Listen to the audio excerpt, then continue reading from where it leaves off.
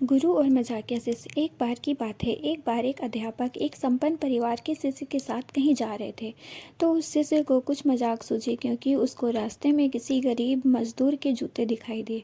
उसने अध्यापक से कहा, गुरु जी, अगर हम इन जूतों को छुपा दें तो कितना मज़ा आएगा। देखते हैं कि मजदूर पर इसका क्या असर पड़ता है। अब उसको तो मजाक सूझ रहा था, लेकिन गुरुजी ने कहा कि नहीं, गरीब इंसान के साथ इस तरह का भद्दा मजाक करना ठीक नहीं है। उसने कहा, क्यों ना हम इन जूतों में कुछ सिक्के डाल दें और देखें कि इसका इस गरीब मजदूर पर क्या प्रभाव पड़ता है।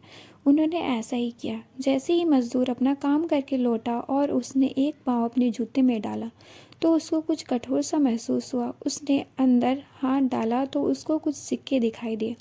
वह थोड़ा आश्चर्य में पड़ गया। आसपास किसी को देखा तो कोई भी दिखाई नहीं दिया।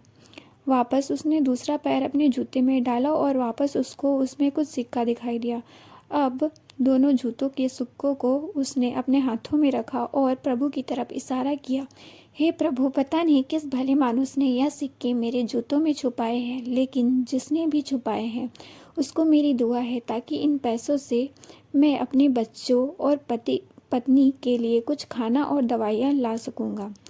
और इतना बोलकर वह चला गया। इस बात को शिष्य और अध्यापक दोनों सुन रहे थे। अब अध्यापक ने शिष्य से पूछा कि अब तुम मुझे बताओ कि तुम्हें कैसा महसूस हुआ, तुम्हारी पहले वाली मजाक या मेरा यह तरीका।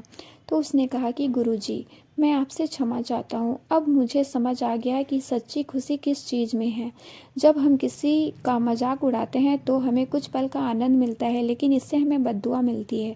लेकिन अगर हम किसी की मुश्किल परिस्थिति में मदद करते हैं और जिसकी भी हम मदद करते हैं उसको भी नहीं पता कि हमने उसकी मदद की है, लेकिन अंदर ही अंदर हमें पता है कि हमने उस इंसान की मदद की है, यह सच्ची खुशी है। जब हम दूसरों को खुशी देते हैं तो हमें सच्ची खुशी मिलती है।